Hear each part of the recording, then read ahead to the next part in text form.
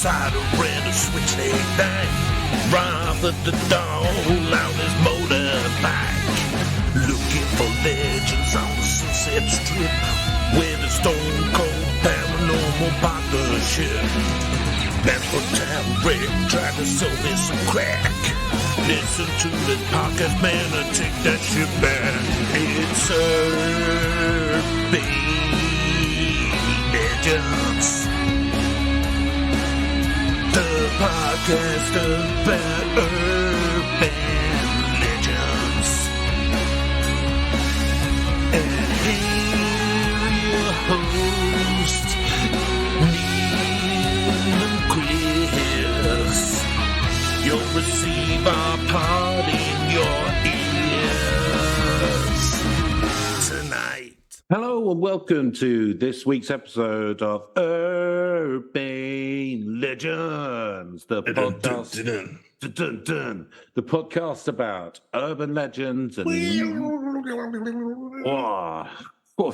blistering solo. Blistering. What you do? Have you finger tapping there?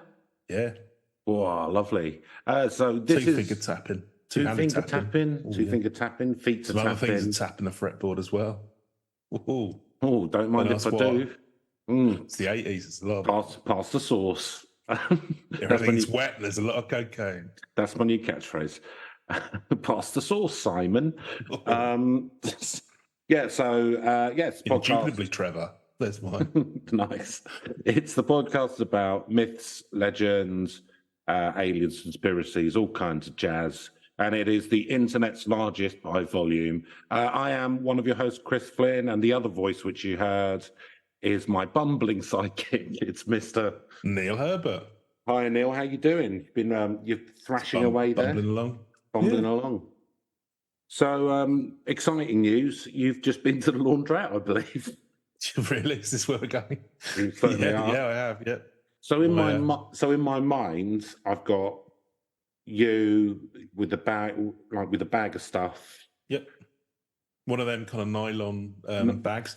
Handles a bit too long. Even though I'm like 6'2", it kind of drags along the ground. So I have to kind of wrap it around my thing and You're 6'2", but you have got very long forearms. To be fair. I do have quite simian forearms and a stoop, a pronounced stoop. Very pronounced. I mean, if they could straighten you up, they said you'd be about 8 foot tall, didn't they? Yeah. Well, tallest man in the world. If you won't make an effort, Guinness Book of Records uninterested. If they'd only gone to finishing school. I'd have been the greatest basketball player. What, basketball? You say basketball, I say basketball. Like that film which Trey Stone and Matt Parker did. Oh yeah, that was amusing. I liked it when they pretended they had really big penises. That's a kind of satire I like. Yes, I don't know. I've not seen South Park for about 20 years, so I've got no opinion. I know it's still very popular. Well, they sort of did so well that they ended up buying Comedy Central, didn't they? Yeah, so I've heard they do kind of run it. Mind you, I think it's one of those things where it's a bit like a lot of those channels that were big back when cable was around, or so it seems, have just kind of like they're really struggling to sort of pay the bills these days. Like the History Channel is just all like aliens and Nazis now, isn't it? I think listeners know our feelings about the brilliant History Channel. It's just a shame, I feel. But why? It's great. It's great for people like us. I'm loving it. Yeah, absolutely. Anyway, back to the laundrette. So, okay, if we must. So I thought you'd have one of those sort of bags on wheels that old people have, but you're saying that it was a carrying bag. Give it another 5 or 10 years. No, this is it's like a cheap one I bought from the market. And so you had your little cassette player that you put on top of the washing machine and started playing. I heard it through the grapevine, didn't you? Like that Levi's advert. Yeah. And then started taking all your clothes off. Yes. And the women were all getting hot and bothered. Is that what? That's what I'm imagining. Bothered definitely. It's quite a hot day, so I'm sure they were probably quite hot. They're very bothered. I probably shouldn't have worn those pants with the skid marks. I think that the tighty whites with the. They display everything unflatteringly so. Yeah, especially with your. But I was doing a wash, wasn't I? Mainly gravy diet. Yeah, gravy and stout. Or even flatulence is a risk. Mm-hmm. Yeah. Well, not getting any younger. No. Or much older, presumably, if carried on like this. So you put all your stuff in your Levi shrink fits, presumably they were in there, and then yep. What did you do? Like sit back? My balls, it's like cling film. Skinny jeans on, well wrapped. And what did you do? To kind of like sit back and read a copy of The Face or something like that? No, they have a little TV at the top, and they'll play like an episode of Bergerac or EastEnders or something. EastEnders. I assume it's like just tuned forever to UK Gold or something, or whatever the equivalent is these days. So I just sat and looked at that. Because I've been to a laundrette with you before, I think, and I can't remember the reason, but it's just like something needed cleaning up. Yeah, leave it at that. You normally take a book with you, don't you? Yeah, no, I'd have a book on my phone as well. Sorry, I wasn't being entirely serious about this situation. But yes, you were. Yeah, no, this is all incredibly true. What are you reading at the moment, Neil? What was I reading? I was so it was a book called Sea State by, I think his name was Tabitha Lasley. She went up to interview offshore drillers in Aberdeen, and ended up having an affair with one of them. Oh, right. There you go. So it's not very amusing answer, but it was a true one. Oh, okay. Any good? I've been reading The Scarlet Pimpernel as well, just recently. Have you? Yeah. Don't ask me why. I decided to download. I think it was one of those free ones. Right. What does stop with Scarlet Pimpernel? He's a thief, is he? No, you've not heard it. So he's the one who goes who over to France and rescues the aristocrats. Yeah, it's what the Carry On film. Carry On, Don't Lose Your Head is based on the story of the Scarlet Pimpernel, I believe, yeah. Which is where I know all of my literature from, the different Carry On films. Because I think the lady wrote it, Baroness Orgsky or something. I'm pronouncing that completely wrong. Apologies to our Hungarian listeners. I think we haven't got any. No, well, fine then. Or anyone who can speak Hungarian. So I think she was like I'm not quite sure, but like a disposed aristocrat or whatever. It's all about like this English guy who rescues people. I'll tell you what, though, I didn't see the twist at the end coming. What was that? It all centres around some vile anti-Semitism. So he disguises himself as a Jewish person, and then he's like, "Don't worry, I knew those French who hate the Jews like anything wouldn't come within 2 feet of an elderly Jewish man." And that's how the whole thing resolves itself. So the Carry On films are probably more politically correct. It's more politically correct. Where I think Sid James is the Black Fingernail instead of the Scarlet Pimpernel. I hope it doesn't. That's not him in blackface. I hope. No, it's like he leaves like notes of like a hand with like one of the fingernails done black. Yeah. And he plays like a really kind of effeminate, sort of upper class person. That sort of dandy, yeah. Yeah, but he's actually like swashbuckling South African hairdresser. Well, that's what this whole thing is because like for some reason, it's a bit like you read in Sherlock Holmes and stuff, where they can disguise themselves with supernatural ability is the only way you can put it. We're just like, and this whole cover story is that he pretends to be this like louche idiot. He's like rich, and he's a moron. Everyone thinks, even his own wife is fooled, and then she suddenly realizes the Scarlet Pimpernel, and she falls in love with him all over again because she was so fooled by his act of just being like some rich. Do you think Boris Johnson's secretly like a SAS man? Yeah, because that'd be a fucking convincing cover, wouldn't it? Yeah, I mean, he's selling being a completely impervious idiot if he is. I mean, the right shade of arrogance and thinking he's cleverer than he is. Yeah, if it turned out that it was all a ruse, and then well done. That'd be a hell of a twist, wouldn't it? Yep. I mean, he might use that to try and get back into politics. Yeah. I was only joking. I mean, it wouldn't be any more outlandish than some of the shit he's come out with. And I do know, I think I did. But so that's apparently it was the first one of those things where everyone got influenced by it in comic books and stuff, because it was the first kind of like alter ego origin story thing. So Zorro and all of that kind of ripped it off afterwards, and then it's kind of because Arsène Lupin does it as well, doesn't it? But that was kind of quite obvious kind of rip off of sort of Sherlock Holmes, but the opposite. He's the criminal, but he does loads of disguises and stuff. Yeah, Sherlock Holmes would do that. He'd disguise himself as like some like East End char lady or some fucking shit. Watson would be like, And then this filthy, ugly creature walks in. But then what am I to My say? God, it's you, Holmes! Scarlet, what a bold stroke. Hound! No, can I have your washing, please? Can I have your washing, please, Dr. Watson? No, get out of here, woman. I'm waiting for Sherlock Holmes. Well, I think you might be surprised who's here. Suddenly playing the violin, this chap. Damn your eyes, Holmes. Egad, sir. I mean, it doesn't make me think that Holmes was brilliant disguise. It just makes me think that Watson had tertiary syphilis. You know what I mean? It's like really fucking loose. They all did, no, he was in the army, wasn't he? So. Well, exactly, yeah. They'd all had a bit of a dose. Lovely. Enough of that, I suspect. Enough of that. Right. So, Neil, this week, last week we did the moon landings. Yeah, oh, yes. Yeah, which was quite sensible, wasn't it? It's quite a sensible one. Bit of science, you know.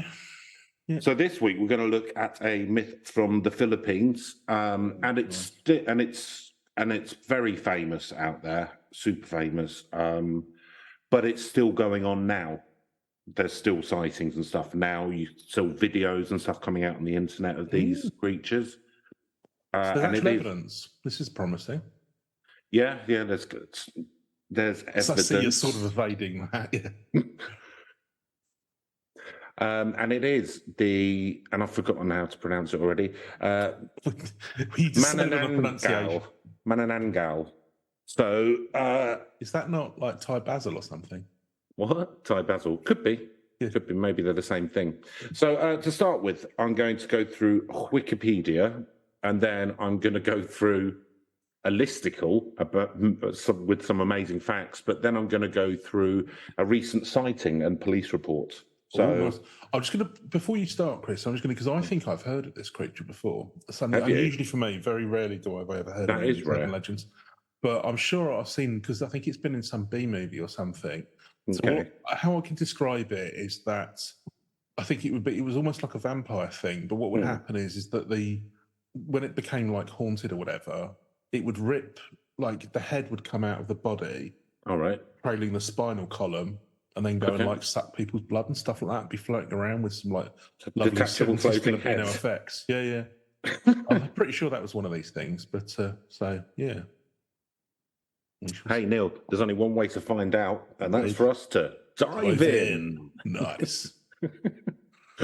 So the Manananggal is a mythical creature in the Philippines that's able to separate its upper torso from the lower part of its body. There you go. So not the head, the entire upper torso by the sounds of it.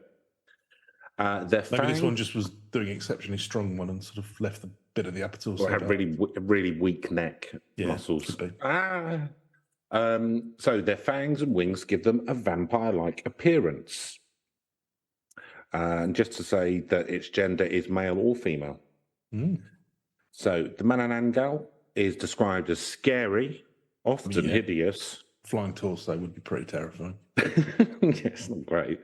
And usually depicted as female, and always capable of severing its upper torso and sprouting huge bat-like wings to fly into the night in search of victims. So the wings, it's only when it splits off. Splits off, yeah. You can like dock and redock. That's quite handy, isn't it? Yeah. You want to go out on the town light. You don't want to be bringing the legs along. I just fly. Well, the thing is, you don't want to have wings when you like doing your shop or whatever, because it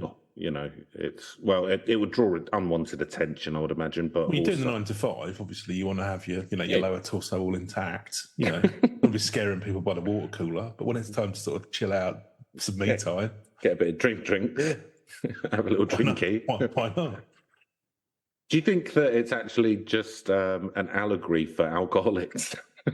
Could well be. I believe the Filipinos like a cheeky booze. I think most people do. Well, that's true. But no, when they have those sort of world shots, I could be completely wrong about this. Apologies, or if it's they're quite high up, are they? I mean, let's face it, we're sort of UK stroke Irish, so we're all fairly we're level. European spots. Yeah. The word Manananggal comes from the Tagalog word tangal, which means to remove or separate, which literally translates as remover or separator. In this case, one who separates itself. The name... It's never good when you translate these things, is it? It doesn't sound as exciting. The etymology stuff is always a little bit of a damp squib, to be honest. But, you know, it's important that like people the know separators. Because it might come up in their exams. Yeah, well, if they're, you know, studying Tagalog. Yeah, which it's important. Presumably they are. I mean, that was when I failed my classical Latin, Chris. Couldn't remember the names of mythical creatures. You idiot. Oh, I knew it was coming as well. And myself to blame. I just wrote them all on my forearm. Yeah. Which is actually what I did for the... because I thought it was pointless and parrot fashion when I did my science GCSEs, which I did well in, got AA. But you had to learn the chemical equation for photosynthesis, like verbatim. And I was like, well, why? And so I just wrote it on the side of a pencil. Lovely. 2 points. Yeah, nice. That was the only cheating I did in the exams. But they're invalid there.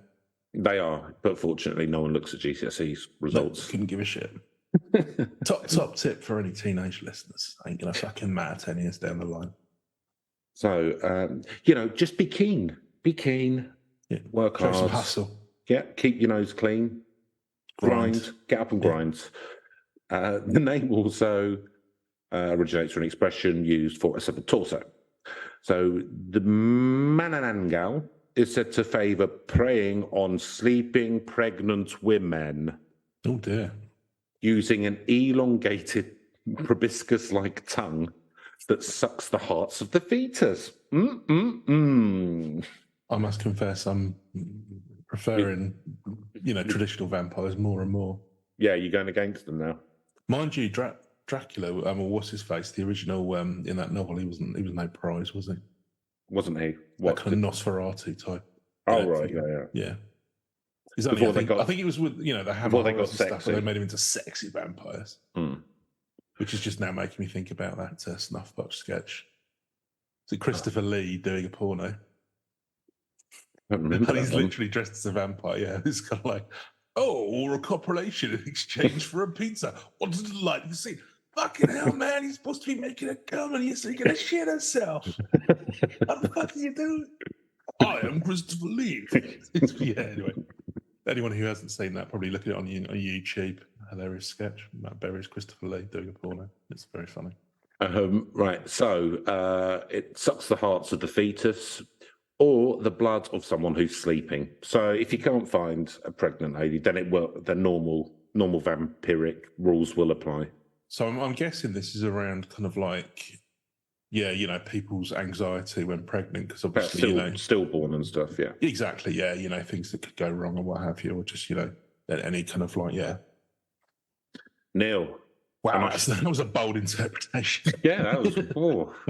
What you've done there, Neil, is added to it. You've cut right to the point, haven't you? That's brilliant. Insightful fellow. The way that you take us by the hand and lead us through the looking glass is really something to behold. Thanks for revealing that subtext. I'm really going to spy that for myself.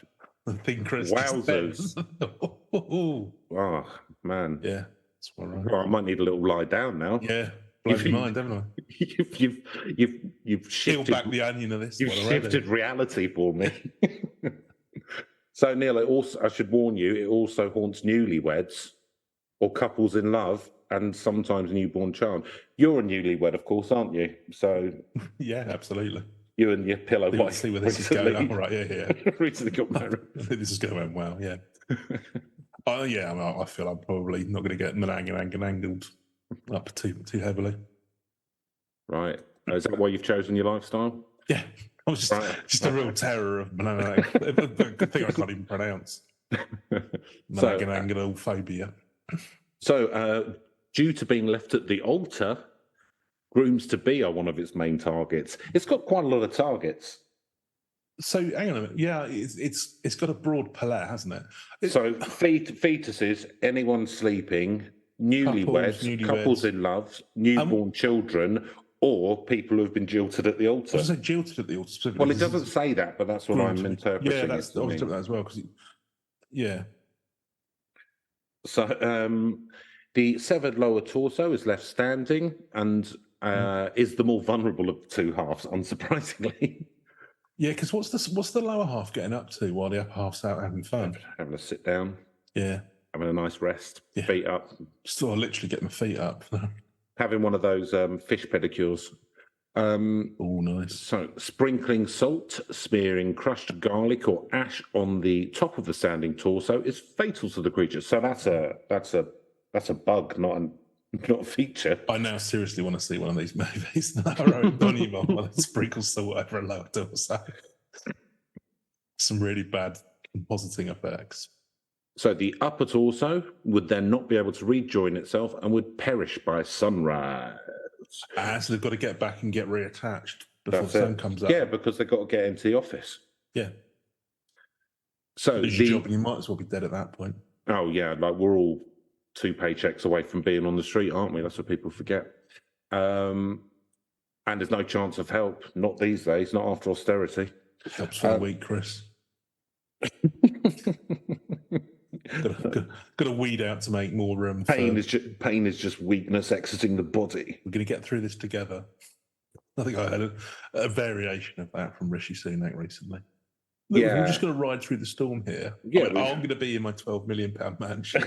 You're going to be struggling with your mortgage, but don't worry, we're all, To be fair, he does get all of his sound bites from No Fear t-shirts from the 90s. So. So the myth of the Manananggal is popular in the Visayan region of the Philippines, especially in the western province of Capiz, Iloilo, Bohol, and Antique. It's nice, isn't it? There you go. There are varying accounts of the features of the Manananggal, like vampires, Visayan folklore creatures, and aswangs. Manananggals are also said to abhor garlic, salt, and the holy water. I wonder what it is with garlic and vampires or vampire-like things. I don't know. I really like garlic. Yeah, I love garlic. Everyone likes garlic, though. I mean, with coriander, you might. I didn't like it when I was a kid. Well, I love it now. And I don't want to get too there we go. Vegas, but whatever his name is. Like we first had garlic bread when I was about sort of like 9 or something. Yeah, because it wasn't, Peter Kay. It's Peter Kay, yeah, he has a famous bit on it, doesn't he? But yeah, I mean, it was kind of like, I've liked it ever since, and that was probably like really kind of. Well, he would have either been really fake garlic bread or kind of like actually probably quite nice. But Binder's garlic style bread. Yeah, exactly. Well, oh my god, I was watching. You ever seen on YouTube? There's like they do 3 levels of cooking, like a recipe. There's like an expert chef. There's someone who's like a proficient home cook, and then there's like the enthusiastic amateur. And they were doing garlic bread, and you'd think, they'll just, like if I was like the amateur, I'd, just crush up some garlic with some butter, just spread it on and just toast it, yeah? Yeah. It's not that hard, is it? No. Mayo, garlic powder, and onion salt. What's that? And onion salt, I think, was the other thing. Or they might have had paprika or something. Why mayo? I hate mayo. And also it's not... Because it melts it. It's just fat, basically, isn't it? But it's not an ingredient. Like, I mean, if I was doing garlic breads... you did it in an air fryer, I believe. Well, it might be tasty. I don't know. I'll eat any old rubbish. But, just butter and garlic, surely. Well, it's not hard, is it? Or olive oil. Olive oil and crushed garlic. Olive oil in a bit of garlic. Yeah. There you go. Cooking tips by Urban Legends. So really, I see something low effort and think, fucking hell, that's too lazy even for me. That's too low effort. So, where were we? So it was garlic, salt, and the holy water. I mean, holy water, yeah, I see that. They were also. all the monsters. They're all, presumably Christians, aren't they, or Catholics, or in that universe, that shared universe. Philippines is a very Catholic country. Because the Spanish took over, didn't they? I suppose the Chinese hopping vampires probably aren't bothered about. Couldn't give a shit. Can give a toss about like crucifixes. They drink. Holy water. They drink it while maintaining eye contact, and then hop away. Yeah. So, folklore of similar creatures can be found in the neighbouring nations of Indonesia and Malaysia. province of Capiz is subject or focus of many of the Manananggal stories, as with the stories of other type of mythical creatures such as ghosts, goblins, and ghouls, generally referred to as aswangs. Sightings are purported here, and certain local folk are said to believe in their existence despite modernisation. The Manananggal shares some of the features with the vampires of Balkan folklore, such as dislike of garlic salt and vulnerability to sunlight. So, historical accounts. Oh, before I do historical accounts, Neil, can I just say, hurt me. I'm feeling good energy in the room tonight. Nice to know. Good. You? Yeah. No, fair enough. We're on fire. Ooh. Get the Savlon. So historical accounts. So this is in quotation. So I'm going to do it in a voice. Okay. The seventh was called the Manananggal, and his purpose was to show himself at night to many persons without his head or entrails.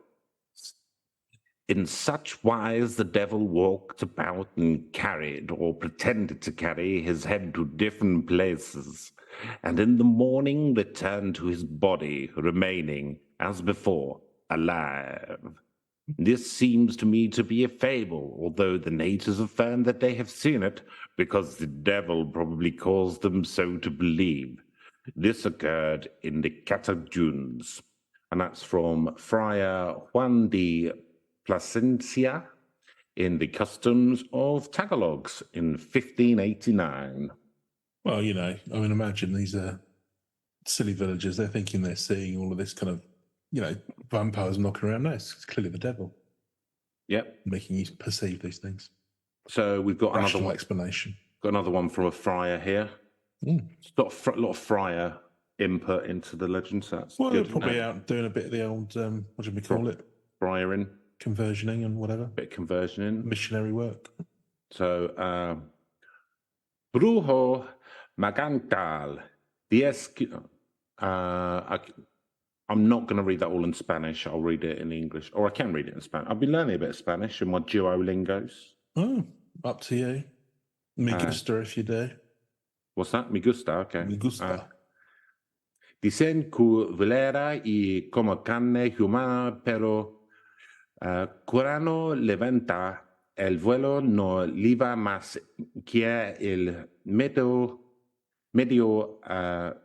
cuerpo y por eso se llama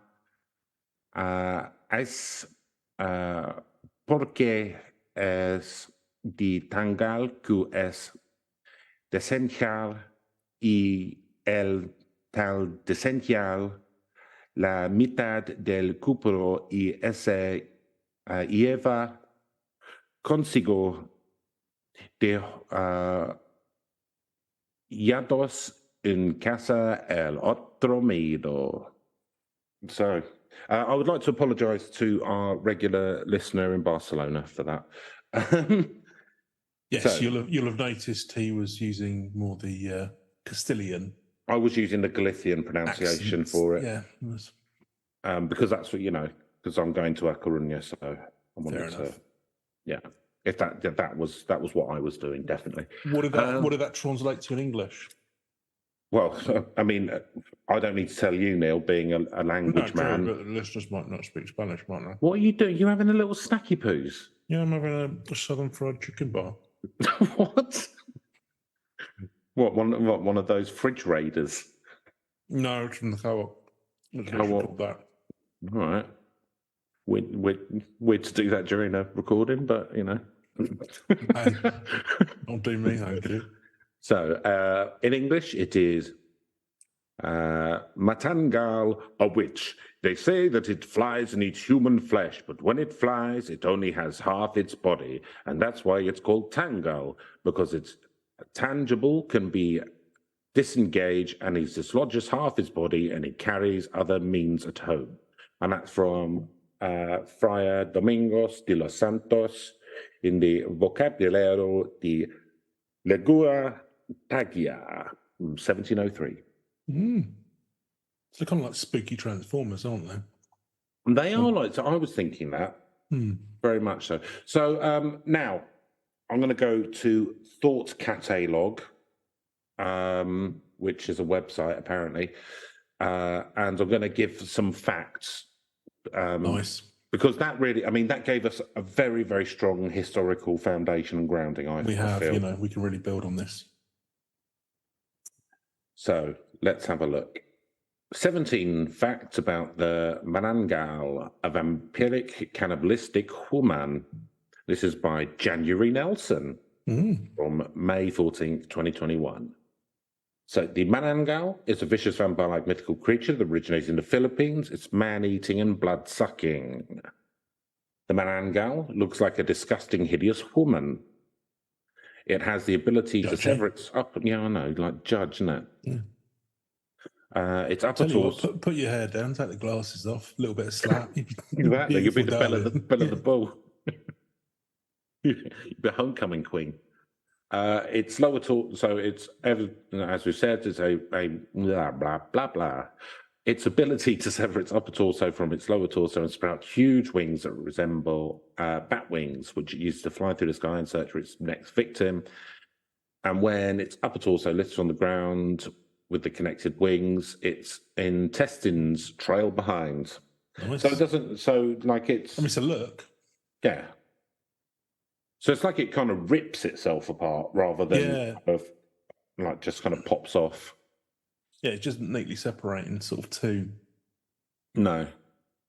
I mean, it's in, you know, evolution's interesting, isn't it? So it primarily preys on pregnant women, so we know that. Yeah. When it chooses to prey on men, it can appear to them as a beautiful woman. There you go. What man could resist? Indeed.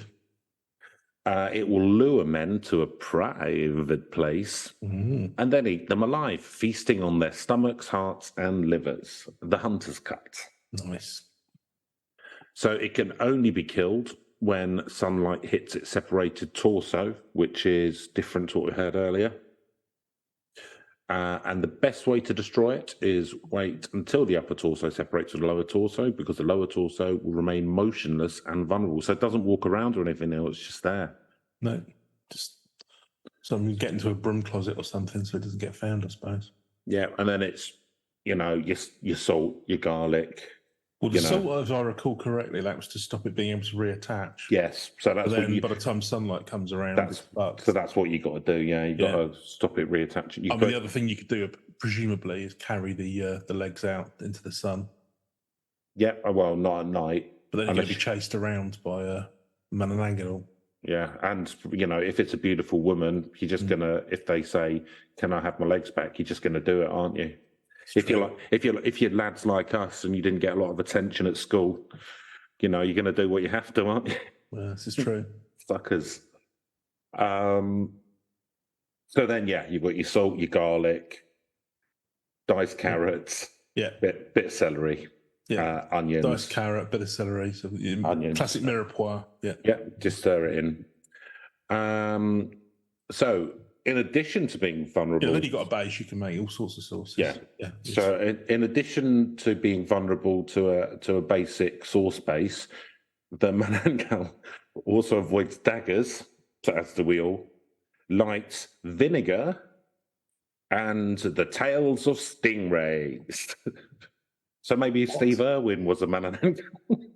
We didn't have... Well, no, I mean, very much the contrary, wasn't he? He didn't avoid a stingray tail, sadly. No, but he should have. Well, he should have been a Manananggal. I'm never going to get to grips with this. No, you're doing all right, mate. Don't put yourself down. But if only he had been, he would have come out. Okay, so now we're getting. And his lower half would have been wearing those little shorts he used to wear, wouldn't they? Yeah, with the ball popping out one side. Sorry, mate. Did you ever see that Bob Mortimer did that? He was doing the croc botherer. He did originally, but then Steve Irwin died, so he changed it to Ray Mears. Oh, he changed to Ray Mears. Yeah, no, I did see the one where he kept there and a little one sneaking out of. Here we go. We're going to get into some slightly more crazy ones here. Not that it hasn't been crazy, but I was going to say it's been fairly. No, it's been straight down the middle so far. Yeah. Some people believe a black chick lives inside the Manananggal, and the chick eats the innards of its host while keeping them alive. So like a tiny chicken. Yeah, just it keep inside the Manananggal. So it's the It's a theory. Manananggal is basically like someone, like the kid at school who bullies people because his dad bullies him at home. Yeah. It's kind of like that. So it's got a chicken that's keeping it alive but eating it inside, and then it goes out and it starts spreading it around. Yeah. What's the chicken's motivation in all this? I wonder. Just a bastard. Found out about chicken McNuggets, decided to take revenge on all mankind. Who can blame it? Hurt chickens. That's what I've heard. Yeah. Others believe that you can turn yourself into a Manananggal by chanting a special incantation, anointing yourself with oil, and procuring an egg that contains a black chick. I believe that's what Prince Charles was doing when he was put that box around him. Yeah, that's exactly. I wondered why that headless torso kept flying around the church at that point. Yeah. I was lulled by the BBC commentary into thinking it was. That was when they kept cutting to Ant from Ant and Dec doing the weird thing where he kept smiling. It's because Prince Charles was flying around. Penny Mordaunt with their sword antics. Yeah. Well, that was to keep him in check, wasn't it? Oh yeah, just in case. You've got your lower torso down there, so you better keep it in check. So the Manananggal are commonly accompanied by the tik-tik bird. Its calls are meant to assist the Manananggal and confuse victims. It's got a little helper. I mean, it's friendly with animals, apparently. Maybe it's not all bad. Well, it's friendly with animals, but it's also being destroyed by an animal, so I don't know. It's like with everything, it's not black and white. No, this is true. The Manananggal will fly to the house of a victim, land on the roof, and enter.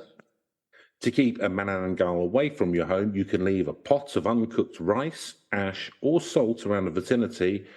And if they spot any of those items on the roof, they may decide not to enter. These guys know what they're doing. I'm going to find pros. Yeah, go find a softer target. I mean, I'd want more than a May and keeping one of these out. Well, it's better than nothing, though, isn't it? It's true. Half a prayer is better than no prayer at all. The Manananggal have wide eyes and wild hair. Its teeth have the ability to sprout into fangs, and its fingers can change into long, sharp claws. Ooh. Although the myth that the Manananggal is popular in the Philippines, similar folklore creatures can be found in Indonesia and Malaysia. Nice. Yeah, I've heard this in the context of Malaysia as well, actually. Have you?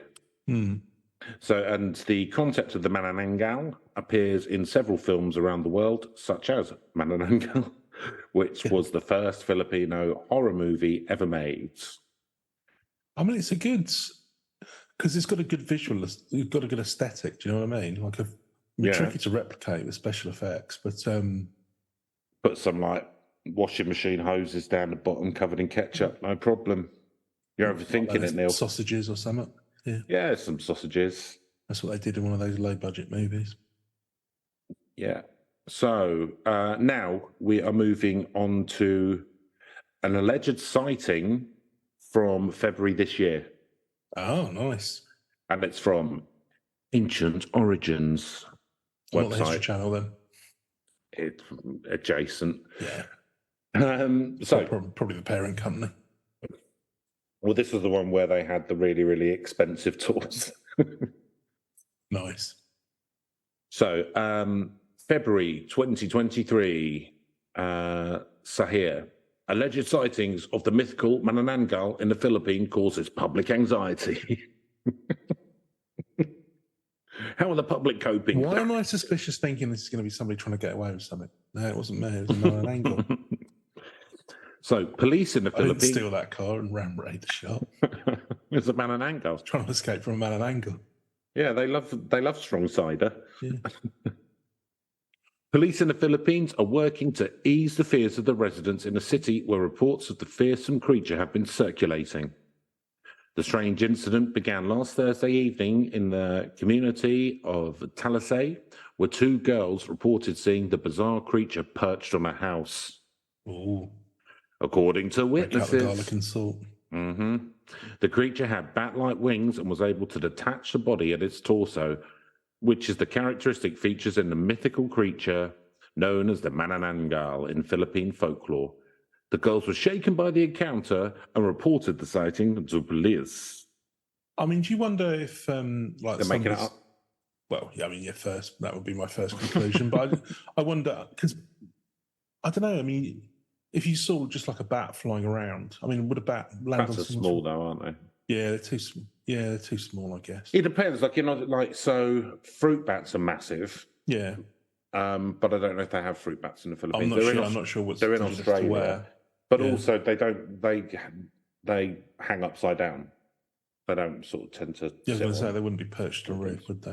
But then if you saw or some flying thing, I don't know, you might mistake it for. Could have been someone shaking out their duvet on top of a roof, couldn't it? Could have been a local serial killer whose collection on his roof. Yeah, exactly. Attached a drone to it and flew it around for. Exactly. Like it doesn't have any number of reasonable. It doesn't have to be something bad, Neil. It could be something nice and something completely normal. Oh no, it's got to be a Manananggal. Oh, it's got to be a Manananggal. It can't just be a local serial killer. Yeah. Come on, it's not all bad. So spreading like wildfire, a sighting not to behold. Ooh. The news of the sightings quickly spread, and soon the entire community was abuzz with talk of the Manananggal. I feel like I've said Manananggal too many times today. This will be the most I ever say it in my life. Yeah, I think that's probably a safe bet. That's all right, isn't it? Several days after, and then I get a call from like History 2, and they want me to do a documentary on the Manananggal. I've got to narrate the audio book of. Yeah. Well, you were the only guy who could say it consistently. Several days after the initial sightings, reports emerged of another creature seen in a nearby town. The creature was described as having a human body and head. A human body, but a head that resembled that of a pig. No, that's a twist. Yeah. Bats' faces do look a bit pig-like, don't they? Because they've got snouts. Well, yeah, that's true. Maybe it's a Manananggal pigman hybrid. Oh, could you? That's just perfect, isn't it? Yeah, that's lovely. That's a 4-quadrant horror. So the reports have added to the fears and concerns of the community. Local authorities have begun to take the matter seriously, reports Coast to Coast. In an effort to calm residents, the authorities held a press conference to address the issue. Okay, I'd like to see a translation of this press conference. They've promised to investigate the reports and urged residents to report any unusual sightings or incidents to the police. They've also advised residents to refrain from sharing rumours and hearsay about the Manananggal, as it could cause unnecessary panic and fear. It's like Madagascar of Mattoon all over again, isn't it? Absolutely. Meanwhile, 2 witnesses who reported the sighting of the Manananggal are said to be receiving counselling to help them deal with the trauma of the encounter. It's good, isn't it? It's good that mental health has kind of pushed up, rather than... Imaginary creatures give you all sorts of PTSD. Absolutely. Local authorities have assured residents that they are taking the matter seriously and they're doing everything that they can to ensure the safety and well-being of the community. Despite this, rumours of the Manananggal continue to circulate, and many residents are still on edge, fearful of encountering the creature in the dead of night. So nobody's actually captured a picture or anything like that, though. But we've got 2 eyewitnesses and a scared town, basically. Oh, there you go. Quite compelling.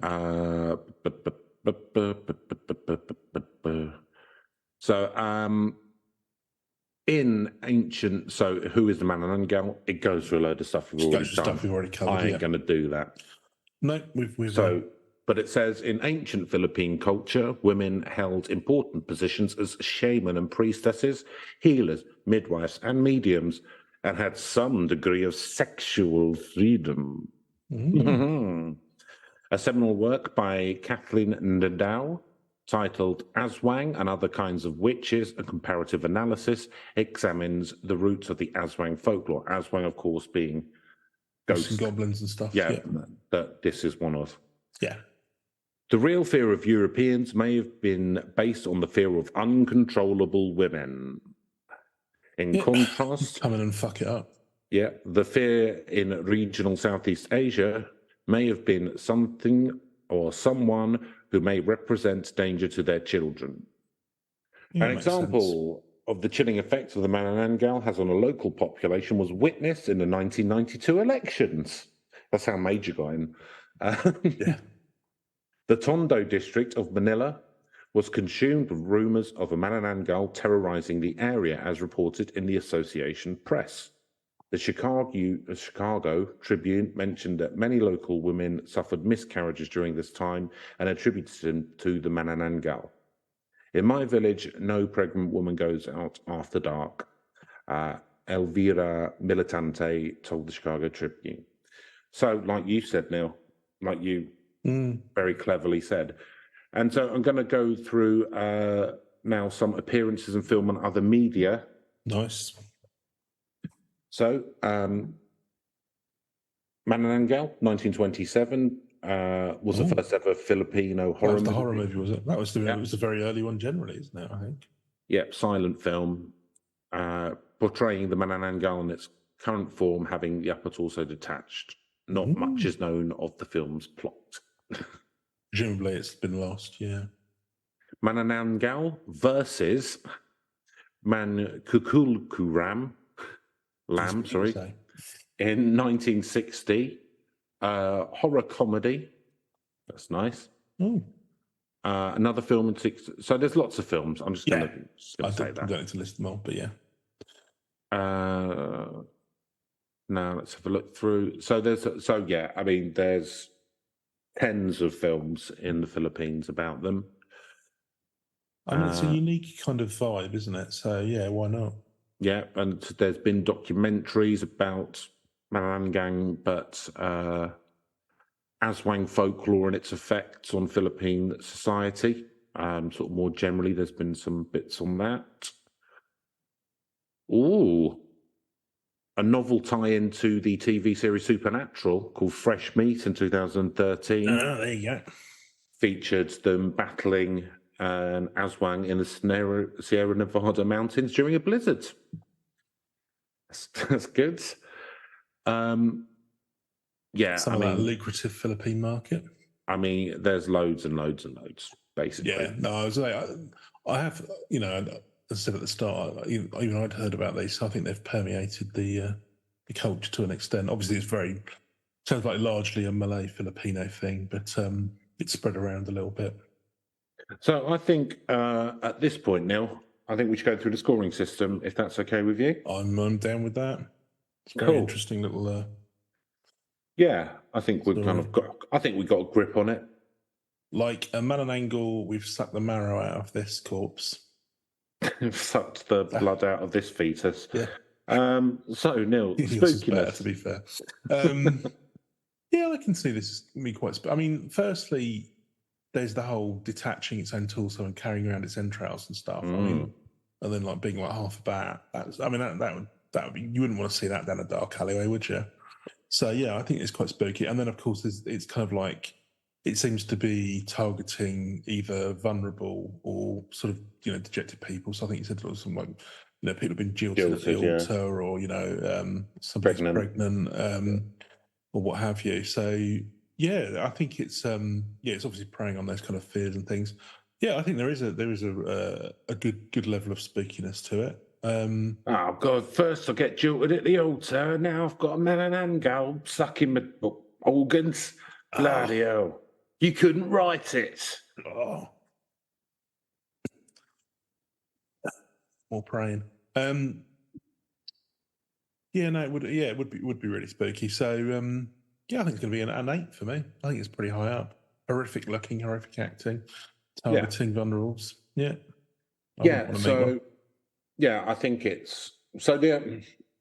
So yeah, I agree with what you said, and it's one of those ones where the kind of legend is also based around sort of normal human sort of concerns, like As with all good real spooky fears. things, there's something there that's driving it. So the only thing which brings it down a point for me is the fact that it could well be being or being controlled by a chicken or something. That's an absurd image, in fairness. Could be being sort of kept alive / eaten by a tiny little chick, a black chicken. So that brings it down a little bit for me because, maybe, like you've not seen something into that chick's worse. Black heart. Well, then, but then the chick would get the spookiness, not the man. Yeah, that's true. So I'm going to give it a 7. Believability. So, I mean, if you look online, there are pictures and stuff apparently of it, but sort of over a field and that kind of stuff. Yeah. It's so. But if we're going with believability, as into people believe in it, they 100% do still, like certain people do still believe in it. Right, it's one of those. It's not like, do you remember that from the past? It's like people actually. It's suggested by the fact that there are police reports and people panicking like earlier this year, like 4 or 5 months ago. So it is well believed in the Philippines and possibly in Malaysia and Indonesia. Do I believe in it? Probably not.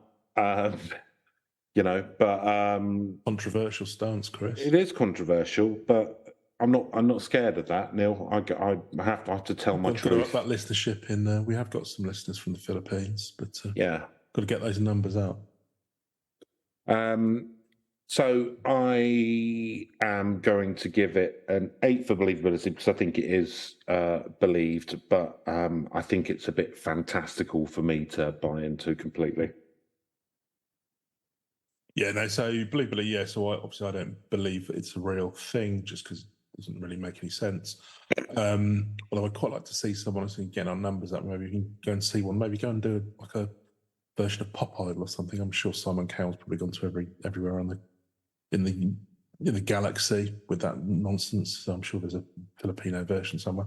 Do a version? What? I don't know. What are you suggesting? Come out and sing a lovely song. I think it needs to Manananggal. Yeah. Oh, okay. You're suggesting that Pop Idol is the way that it reveals itself. By it, but then it should come out and then do it. But then it sings "The Greatest Love of All" by Whitney Houston, and then everyone goes, "Blimey, I love you," and they're like, "Yeah, look at the pipes." The pipes are You haven't even got lungs, but then they seem to be sort of half empty. But it'd be really good if it did like it did like a duet, and the little black chick came out, and it had like a really deep, soulful voice. Yeah, like Barry White. Yeah, like Barry White. Well, you validated that image now because I don't know where I was going with that, but yeah, it's okay. That's what I'm here for. Sorry, I'll always protect you, my bumbling psychic. This is why I'm the bumbling psychic. So yeah, no, but as you say, I suspect like, if you're working in an office in Manila or something, you're probably not. I think it's probably more in kind of like rural areas where there's perhaps more of a as with anywhere else. There's more of a sort of connection to the old ways, and all that kind of thing. Yeah, So, but yeah, no. It's the fact that it's still carried around, the fact that there's still people sort of like it's police reports going up to the modern day. Clearly, it's quite a strong one. So I'm going to give it a 7. 7. So narrative / premise, Neil. Well, loads of movies have been made out of it. Yeah, I mean, it's kind of like the classic vampire thing, but it's actually got. It seems to be focusing on different things. And then that's before you even start getting into the fact that it could be being, I don't get the whole chick inside it controlling it thing, but that's the twist, isn't it? That's the best bit. Season 3, that really went wild. It's like, it's very much like in Star Trek with the Trill, where they have that maggot thing that they pass from and that kind of has the memories of former hosts and stuff in it. Maybe the chick's like that. Yeah, so I'm vaguely familiar with that reference. So yeah, it's no, I think there's quite a lot here to work for. You've got your classic vampire kind of mythology, but it's a really interesting flavour on that. So yeah, I'm going to give it another 7 here. I think there's quite a lot to work with. Yeah, and I think as well. I mean, it's like that. When the Spanish kind of first got to the Philippines and stuff in the 15th century, this is already it's already kind of established thing. So I mean, it's grown up completely separately from sort of the vampire myths everywhere else. I mean, I don't tie it into the kind of the European. It's its own, it's kind of own thing. It's a similar kind of, but independent. Yeah. So yeah, I mean, it's a good villain. It's a good heel. Yeah. It's a good monster. A difficult romantic lead, Chris. Well, I don't know. It can turn into a beautiful lady. That's true, yeah. So only by night. After a few pints. Yeah, I mean, it's decent. I mean, there isn't really an origin story or anything for it. Do you know what I mean? There isn't that kind of background. But monsters don't necessarily need that, and that also gives you a bit of space to play with. So it's got good bones. So yeah, I'll give it a 7 as well. And Reach. So you know about it, Neil. I didn't know about it beforehand. It's not a global one, but it's very big in that area of Asia, and it's got a reach through time. Like it's one of those where who knows how long. It's. Yeah, absolutely. Could be thousands of years that they've kind of had this, the stories about it. Who knows? Who knows? So, yeah, and there's loads about it on the internet as well. So, I mean, I'm giving it an 8 for Regional. Just slightly lower for me because I don't know how. I mean, but not pretty similar premise, to be honest with you. So, I think it's mostly well known in the Philippines, but I think because it's so quirky, it's kind of been found out about elsewhere through sort of like B movies and things like that. And I think it's kind of like spread around a little bit more. And as you say, it has been around for whoever knows how long a period of time. Forever. Because it's more localized, really, I'm going to give it a 7. Still pretty good. Well, Neil, that is a very high score in 59. It's pretty big. There you go. So, if you are a Manananggal, last time I'm saying that ever, hopefully, do get in touch at herb.legends.podcast@gmail.com, and we would encourage you to give us a comment or a good score rating or something, because that'd be nice for us, because everyone likes a little pat on the head now and then. I know you. If you want more Filipino urban myths, you could listen to our My Way episode. I believe that was at least partially in the Philippines, wasn't it? If I recall correctly, it was, and there will be more to come because the Aswang phenomenon is going nowhere, Neil. If anything, it's taken over. It's taken over like K-pop.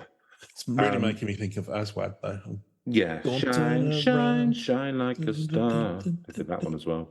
Yeah. Good band. Those are the 2 songs, what they did. Those were the 2 songs. So that's it for this week of Urban Legends. And hopefully you have a good week and keep safe. And remember always to keep a healthy stock of salt and garlic, just in case. Well, worst case scenario, you're going to have a tasty dinner. Lovely. Salt and garlic. Best case, you're going to ward off some Aswad.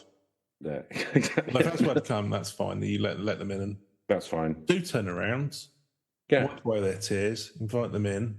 Exactly, invite them in. Lovely put the salt and garlic onto the top of a roast chicken in the oven. Let's all have a delicious filling meal. 180 for about, depending on the weight of the chicken. Read the instruction on the label, but I would say probably around. Use a meat thermometer. Check the internal temperature when it's done.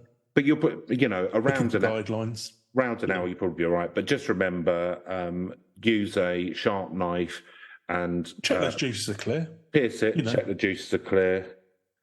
You'll probably be all right. And, Aswad and you can have a nice chicken dinner together. And isn't that really what we all want? Indeed. Okay, goodbye. Goodbye.